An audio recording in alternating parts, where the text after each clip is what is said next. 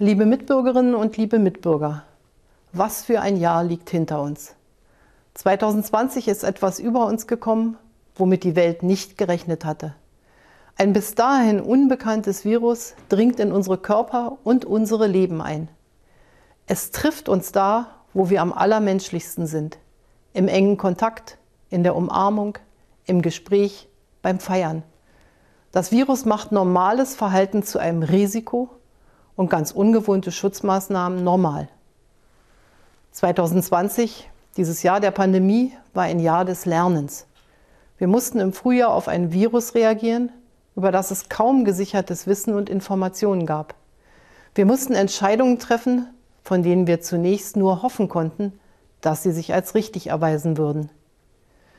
Die Coronavirus-Pandemie war und ist eine politische, soziale, ökonomische Jahrhundertaufgabe. Sie ist eine historische Krise, die allen viel und manchen zu viel auferlegt hat.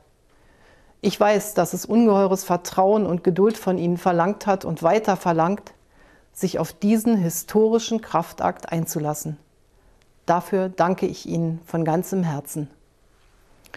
Am Ende dieses atemlosen Jahres heißt es auch, einmal innezuhalten und zu trauern. Wir dürfen als Gesellschaft nicht vergessen, wie viele einen geliebten Menschen verloren haben, ohne ihm in den letzten Stunden nah sein zu können. Ich kann Ihren Schmerz nicht lindern, aber ich denke an Sie, gerade auch heute Abend. Ich kann nur ahnen, wie bitter es sich anfühlen muss für die, die wegen Corona um einen geliebten Menschen trauern oder mit den Nachwirkungen einer Erkrankung sehr zu kämpfen haben, wenn von einigen Unverbesserlichen das Virus bestritten und geleugnet wird. Verschwörungstheorien sind nicht nur unwahr und gefährlich, sie sind auch zynisch und grausam diesen Menschen gegenüber. 2020 war bestimmt von Sorge und Ungewissheit. Zugleich war es aber auch ein Jahr, in dem so viele über sich hinausgewachsen sind, ohne das an die große Glocke zu hängen. Das beweisen uns die Ärztinnen, Ärzte und Pflegekräfte in Krankenhäusern, Pflegeheimen und anderen Einrichtungen. Das zeigt sich bei den Mitarbeitern der Gesundheitsämter, die so plötzlich ins Zentrum des Kampfes gegen das Virus gerückt sind. Das sehen wir an der Einsatzfreude unserer Bundeswehr, die an allen Ecken und Enden Unterstützung leistet. Unzählige Menschen haben dazu beigetragen, dass unser Leben trotz Pandemie weiter möglich war. In den Supermärkten und im Gütertransport, in den Postfilialen, in Bussen und Bahnen, auf den Polizeiwachen, in den Schulen und Kitas, in den Kirchen, in den Redaktionen. Ich bin auch immer wieder dankbar dafür, wie diszipliniert die allermeisten Menschen ihre Masken tragen, wie sie sich um Abstand bemühen. Darin drückt sich für mich aus, was ein Leben in einer menschenfreundlichen Gesellschaft erst möglich macht. Rücksichtnahme auf andere, die Einsicht, sich selbst auch einmal zurückzunehmen, das Bewusstsein von Gemeinsinn. Diese Haltung von Millionen von Mitbürgern hat uns auf unserem bisherigen Weg durch die Pandemie manches erspart. Sie wird auch im kommenden Jahr nötig sein. Was lässt mich hoffen? Seit wenigen Tagen hat die Hoffnung Gesichter. Es sind die Gesichter der ersten Geimpften, der ganz Alten und ihrer Pfleger und Pflegerinnen, des medizinischen Personals auf den Intensivstationen. Nicht nur bei uns, sondern in allen europäischen und vielen anderen Ländern. Tagtäglich werden es mehr.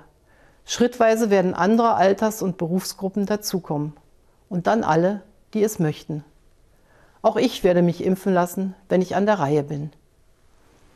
Hoffen lassen mich auch die Wissenschaftler. Weltweit, aber gerade auch bei uns in Deutschland. Der erste verlässliche Corona-Test wurde hier entwickelt. Und nun auch der erste in Europa und vielen Ländern der Welt zugelassene Impfstoff. Er ist aus der Forschungsarbeit eines deutschen Unternehmens hervorgegangen und wird jetzt als deutsch-amerikanische Koproduktion hergestellt. Die Gründer Uğur Şahin und Özlem Türeci aus Mainz haben mir erzählt, dass Menschen aus 60 Nationen in ihrem Unternehmen arbeiten. Nichts könnte besser zeigen, dass es die europäische und internationale Zusammenarbeit, dass es die Kraft der Vielfalt ist, die den Fortschritt bringt. Die Aufgaben, vor die die Pandemie uns stellt, bleiben gewaltig. Bei vielen Gewerbetreibenden, Arbeitnehmern, Solo-Selbstständigen und Künstlern herrschen Unsicherheit, ja Existenzangst. Die Bundesregierung hat sie in dieser ganz unverschuldeten Notlage nicht allein gelassen. Staatliche Unterstützung in nie dagewesener Höhe hilft. Verbesserte Kurzarbeitsregeln greifen. Arbeitsplätze können so bewahrt werden. Ist also auch im neuen Jahr alles Corona? Nein, und das war es auch im alten nicht. Nicht erst seit Beginn der Pandemie verändert sich die Welt, in der wir leben, rasant und grundlegend. Umso wichtiger ist es, dass Deutschland mit all seiner Kraft und seiner Kreativität mutige Ideen für die Zukunft entwickelt. Dass unser Wirtschaften, unsere Mobilität, unser Leben klimaschonend wird. Dass alle Menschen in Deutschland von gleichwertigen Lebensverhältnissen und echter Bildungsgerechtigkeit profitieren können. Dass wir uns auch mit Europa besser behaupten in der globalisierten, digitalisierten Welt. Liebe Mitbürgerinnen, liebe Mitbürger, diese Tage und Wochen, da gibt es nichts zu beschönigen, sind schwere Zeiten für unser Land. Und so wird es auch noch eine ganze Weile bleiben. Es wird noch eine ganze Zeit an uns allen liegen, wie wir durch diese Pandemie kommen. Der Winter ist und bleibt hart. Wir wissen ja, was wir dem Virus entgegensetzen können. Die neben dem Impfstoff wirksamsten Mittel haben wir selbst in der Hand, indem wir uns an die Regeln halten, jeder und jede von uns. Wir alle zusammen.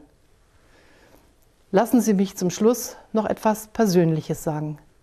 In 9 Monaten ist Bundestagswahl, zu der ich ja nicht wieder antreten werde.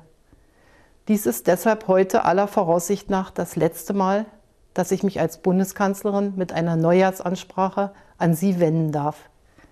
Ich denke, ich übertreibe nicht, wenn ich sage, nie in den letzten 15 Jahren haben wir alle das alte Jahr als so schwer empfunden. Und nie haben wir trotz aller Sorgen und mancher Skepsis mit so viel Hoffnung dem neuen Jahr entgegengesehen. Und so wünsche ich Ihnen und Ihren Familien von Herzen Gesundheit, Zuversicht und Gottes Segen für das neue Jahr 2021.